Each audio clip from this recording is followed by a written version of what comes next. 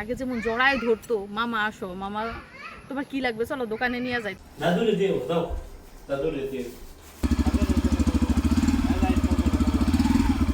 ছোট ভাই নিজের ভুল বুঝতে পেরে অনুতপ্ত হয়ে বড় বোনের বাড়িতে এসেছে বোনকে নিয়ে যাওয়ার জন্য, কিন্তু বোনের জামাই কি যেতে দিবে? আর বোনটাও রাগ অভিমান সব ভুলে ভাই আর ভাই বউকে ক্ষমা করে বুকে টেনে নিল। আসসালামু আলাইকুম, আর একটা স্পেশাল ভিডিওতে আপনাদের স্বাগত। তো আপনারা সবাই জানেন আমার ছোট ভাই সৌদি আরব থেকে এসে পরের দিনই তার বউকে নিয়ে চলে এসেছে বোনের বাড়িতে, বোনের রাগ ভাঙাতে, তাকে বাড়িতে নিয়ে যেতে।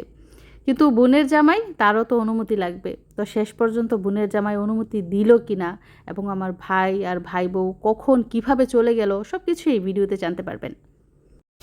এই যে তোমার দাদুর পান আর সুপারি, ওইদিকে না, ওইদিকে না, দাদুকে দিয়ে আসাও, এদিকে না।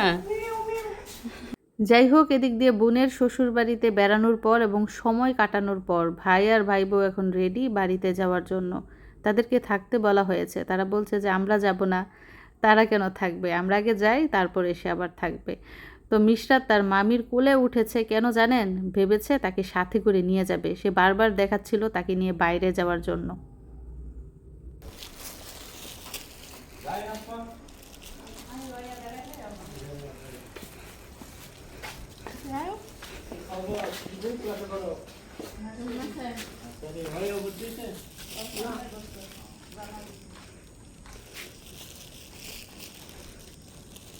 আমি খালি যাই ওখানটা।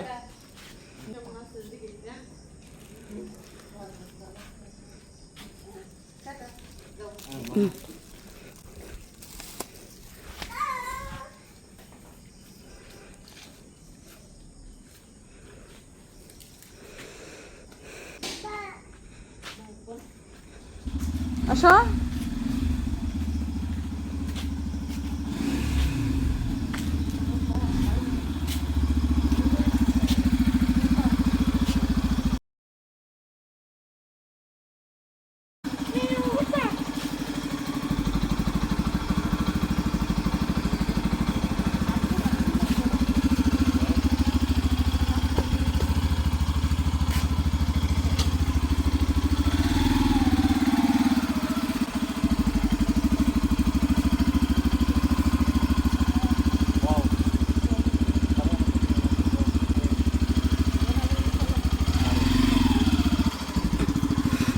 আমি খালি যাই কালকা।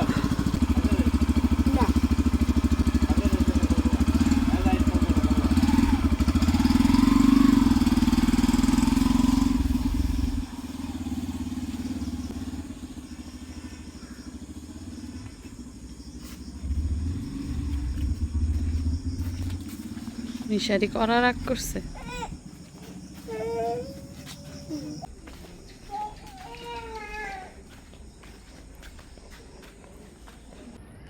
তো ভাইকে দেখার পর আমার মনের ভিতরে যত কষ্ট ছিল, যত রাগ ছিল, যত অভিমান ছিল, যত দুঃখ বেদনা ছিল, সব নিমেষেই গায়েব হয়ে গেছে। কারণ ভাইটা তো আমার রক্তের ভাই, আমাদের আত্মার মিল রয়েছে। ক্ষণিকের জন্য হয়তোবা কেউ সম্পর্ক ছিন্ন করতে চেয়েছে, কিন্তু আল্লাহ যদি সহায় থাকে ভাই বোনের সম্পর্ক কখনোই ছিন্ন হবে না। রাগ অভিমান দূরত্ব এগুলো হচ্ছে ক্ষণিকের। যাই হোক, বাড়িতে আসার পর আমার ভাইকে দেখে আমি কান্না করব নাকি রান্না করব নাকি খাওয়াবো আমি আসলে বুঝতে পারি নাই। আর মিশারি, তারও মনের অবস্থা খুব খারাপ ছিল। সেও মনে মনে অনেক কষ্ট পেয়েছে। তার মামাকে সে কয়েক মাস পর্যন্ত কাছে পায় নাই, মামার মুখের কথা শোনে নাই, তার মামার সাথে যোগাযোগ করতে পারে নাই। মানে বলতে গেলে তার মামাকে সে হারিয়ে ফেলেছিল। তো যারা আমার বিগত ভিডিওগুলো দেখেছেন, আমি তো প্রায় 6 বছর ধরে ইউটিউবে ভিডিও দেই। তো আমার ভাইকে বিয়ে করিয়েছি প্রায় 3 বছর হতে চলেছে। তো এই 3 বছর আগে দেখবেন আমার ছেলের সাথে আমার ভাইয়ের কেমন সম্পর্ক ছিল। মামা বলতে ভাগিনা পাগল, ভাগিনা বলতে মামা পাগল। বিয়ের পরপরই প্রথম 1 বছর মোটামুটি ঠিক ছিল সব কিছু, কিন্তু 1 বছর যাওয়ার পর থেকে কেমন যেন সব কিছু উলটপালট হয়ে যায়। আমার ছেলেটা ছোট হলেও তো তার এতটুকু বোঝার ক্ষমতা আছে যে তার মামা তার কাছ থেকে দূরে সরে যাচ্ছে। তো সেও মনে মনে অনেক কষ্ট পেয়েছে এবং তার কষ্ট থেকে তার মামা আসার পর সে কথা বলে না, সে লুকাই রয়েছে, তার মামাকে দেখে সে লুকাই রয়েছে অভিমানে। তো ভাগিনার রাগ ভাঙানোর চেষ্টা মামা মোটামুটি করেছে, মানে আগের মতন, আগে যেমন জড়ায় ধরতো, মামা আসো, মামা তোমার কি লাগবে, চলো দোকানে নিয়ে যাই, তুমি রাগ করো না, মামা সুমা দিত, জড়াই ধরতো, কত আদর ছিল। কিন্তু এখন যেহেতু বউ আছে, আবার বউ সাথে ছিল, খুব একটা মাতে নাই, এটাই স্বাভাবিক। তো এখন কথা হলো, ভাই যে আমার শ্বশুরবাড়িতে এসেছে আমাদের রাগ ভাঙানোর জন্য, আমাদেরকে নিয়ে যেতে এসেছে, এখন কি সব রাগ মান ভুলে আমাদের বাড়িতে যাওয়া উচিত, কিংবা তাকে ক্ষমা করে দেওয়া উচিত? তারপরও একটা কথা আছে, সেটা হচ্ছে আমার তো গার্ডিয়ান আছে, আমার হাজব্যান্ড হচ্ছে আমার গার্ডিয়ান। আমার হাজব্যান্ডের অনুমতি ছাড়া বাবার বাড়ি যাওয়া তো দূরের কথা, আমার ভাইয়ের সাথে তো দেখাও করতে পারবো না যদি আমার হাজব্যান্ডের অনুমতি না থাকে। এখন বিষয় হচ্ছে, আমি যতই আমার ভাইকে ক্ষমা করে দেই, যেহেতু আমার রক্তের ভাই, আমার রাগ অভিমান এই থাকবে এই নাই, কিন্তু মিশারির আব্বু, সে কি ক্ষমা করতে পেরেছে? এখন সে যদি অনুমতি দেয় তাহলে আমি আমাদের বাড়িতে যাব। আর মূল যে পয়েন্টটা, সেটা হচ্ছে আমার ভাই সৌদি আরব থেকে আসার পর বাড়িতে কি ইজিলি যেতে পেরেছে কিনা। তো বাড়িতে যেহেতু একটা মনোমালিন্য হয়েছে, মা বাবা বলেন, বোন বলেন, সবার মনের ভিতরেই কষ্ট, আঘাত। তো সেই আঘাতের জায়গা থেকে তারাও রাগ করে বসেছিল। যেদিন বিদেশ থেকে এসেছে এর পরের দিন আমাদের বাড়িতে এসেছে, কিন্তু যেদিন এসেছে সেদিন কি ঘটেছে, একমাত্র সন্তান অবাধ্য হয়েছে বউয়ের কারণে, বউয়ের বুদ্ধিতে এটা সেটা কত কিছু করেছে, মা বাবার সাথে যোগাযোগ করে নাই, মা বাবার খবর রাখে নাই। তো স্বাভাবিকভাবেই মা বাবার মনে কষ্ট ছিল। তো আমার ভাই যখন তার বউকে নিয়ে বাড়িতে ঢুকলো, তখন স্বাভাবিকভাবেই একটু শাসন হবে, এটাই স্বাভাবিক, সব মা বাবাই একটু শাসন করবে। তো আব্বা একটু শাসন করেছে, তারা দুজনেই ক্ষমা চেয়েছে, হাতে পায়ে ধরেছে, তাদের ভুল স্বীকার করেছে, কখনো এরকম হবে না এটা বলেছে, এবং ভবিষ্যতে এরকম ভুল হবে না, কিংবা তাদের অবাধ্য হবে না, এটা সেটা নানান কথা বলেছে। তো বলার পরে আবার আমার চাচা চাচি ছিল সাথে, তারা সব কিছু মীমাংসা করে দিয়েছে, বলেছে যে থাক, ছেলে ভুল করেছে, মনে কিছু নিয়েন না, ভুলে যান, সব ভুলে যান। তো ভুলে যান বললেই তো ভোলা যায় না, আব্বা মার মনে এখনও কষ্ট আছে, কষ্ট থাকাটাই স্বাভাবিক। আর যেদিন আমার ভাই বিদেশ থেকে আসছে ওই দিনই কিন্তু মোটরসাইকেল কিনছে, শ্বশুরবাড়ি থেকে তার বউকে নিয়ে সরাসরি মোটরসাইকেল কিনা, মোটরসাইকেলে করে বউকে নিয়ে বাড়িতে আসে, এবং বাড়িতে আসে সন্ধ্যার পরে। সন্ধ্যার পরে আসার পর একটু শাসন হয় বাড়িতে, একটু শাসন করার পরে মনে করেন সারা রাতি কষ্ট হয়, মাও কষ্ট পায়, আব্বাও কষ্ট পায়। এই সেই পেয়ারা গাছ, যে পেয়ারা গাছ থেকে আমার ভাই আর ভাইয়ের বউ পেয়ারা খাইছিল, গাছের পেয়ারা পাকছে।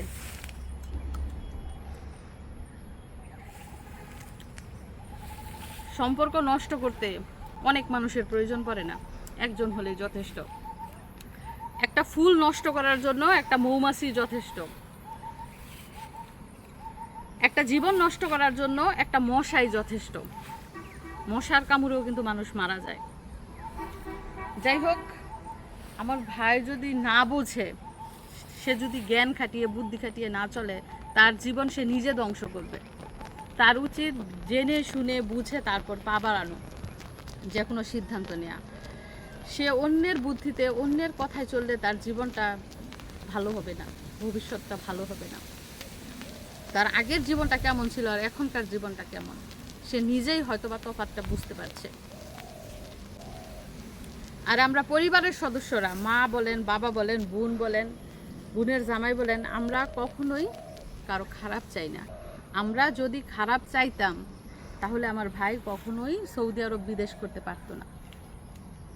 আমরা যদি খারাপ চাইতাম, আমার ভাই 1 মিনিটের জন্য সৌদি আরব বিদেশ করতে পারতো না। আমরা ভালো চাই এবং ভালো মানুষ বিধায় এখনো সৌদি আরব আছে, এবং সৌদি আরব থাইকাই মানে বড়াই করে, বলে না যে জঙ্গলে থাইকা সিংহের সাথে লড়াই, এই আর কি অবস্থা। যাই হোক, এখন আপনাদের মতামত কি? আমার ভাইকে কি ক্ষমা করে দেওয়া উচিত? এদিক দিয়ে আজকে শুক্রবার, মিশারি চলে যাচ্ছে জুমার নামাজ, আর মিশরাত তার ভাইয়ের পিছু ধরছে, সেও যাবে। জুতো পরাই দিত, শুনছেন নি, জুতো পরাই দিত, ও সাথে যাবে একদম রেডি। নো নো নো, কাদা আছে, জুতো পরা যাবে না, কোলে নিয়ে যেতে হবে। যাও, কোলে করে যাও ভাইয়ার সাথে। ইয়ে কত খুশি, ভাইয়ার সাথে নামাজে যাবে। উরি রি রি রি, আহা ব্যথা পেয়েছে না? কি মামা? বাউ কোথায় বাউ? আইসা পড়া বুঝে যাইতো, আর ওইদিকে যাইতো।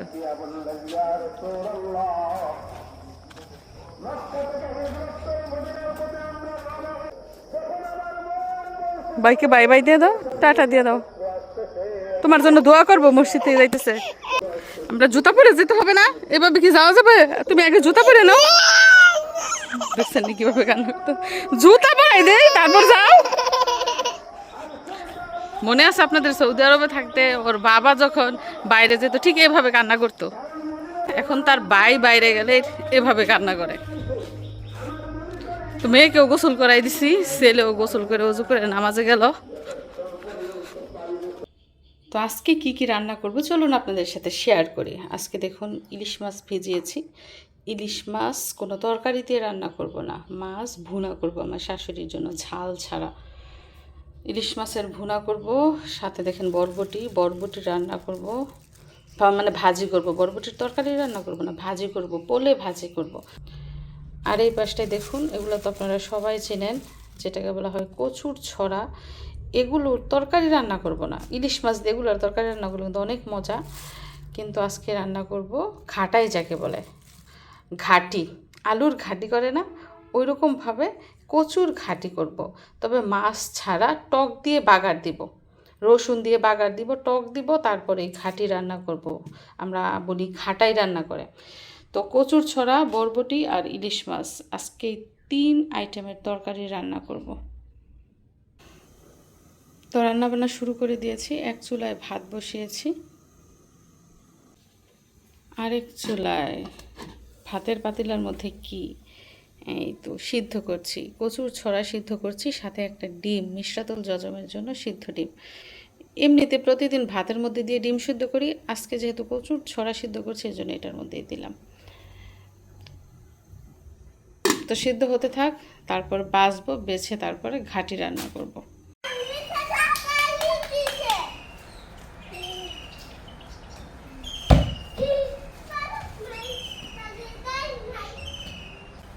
মানে ওরা মাথার উপরে বল নেয়, ও মাথার উপরে বল নিব, ও লাফাইতেছে।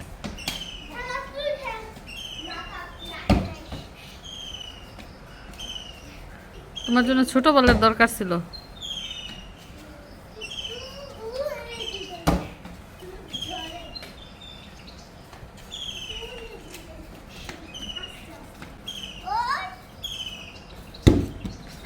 বল পাম নাই, কালকে একটা বল ফুটাইছে।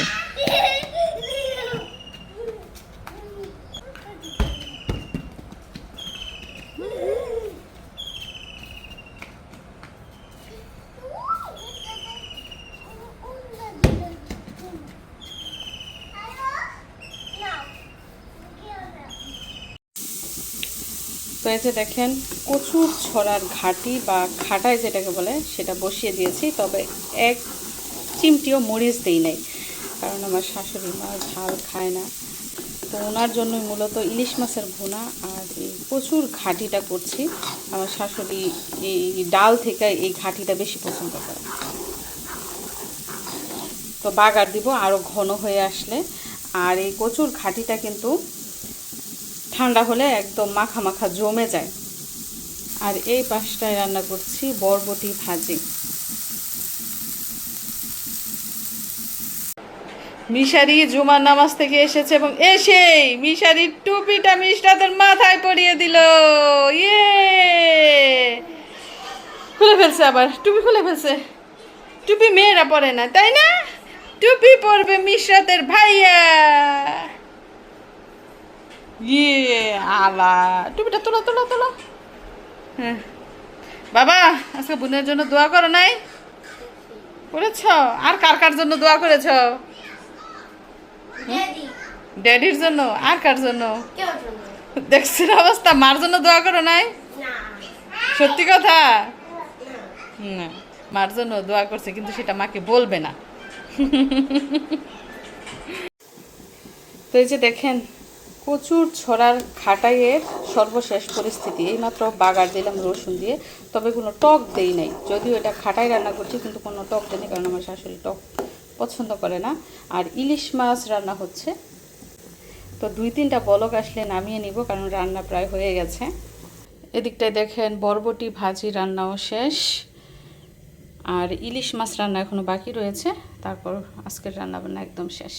এদিক দিয়ে আরেকটা ঘটনা ঘইটা গেল। দেখেন বৃষ্টি নামতেছে, চারদিক অন্ধকার করে বৃষ্টি নামতেছে, কড়া রোদ এবং গরমের মধ্যে আজকে বৃষ্টি হচ্ছে, এবং মাটির যে একটা গ্রান বের হয়েছে বলার মতো না, এত ভাল লাগে এই গ্রানটা। ঠিক দিয়ে দেখেন বৃষ্টির আওয়াজ শুনে মিশারি ঘর থেকে দৌড়ে বেরিয়ে গেছে। বাবা তোমার কি বৃষ্টিতে ভিজতে মন চাইতেছে নাকি? No no no no no, ঠান্ডা ঠান্ডা লাগবে। গোসল করছো, খাবার খাইছো, এখন পড়তে বসো। তো সময়ে বৃষ্টি হঠাৎ করেই এত ভাল লাগতেছে। টিনের চালের টক টক টক টক শব্দ, এই শব্দ আপনারা ছাদের ঘরে পাবেন কোথায়? এজন্যই তো আমরা টিনের ঘরে থাকি না মিশারি, বৃষ্টির শব্দ শোনার জন্য।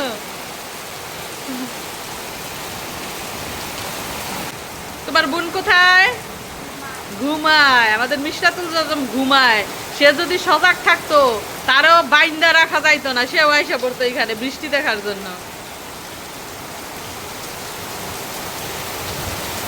বলটা পানিতে ভিজতেছে।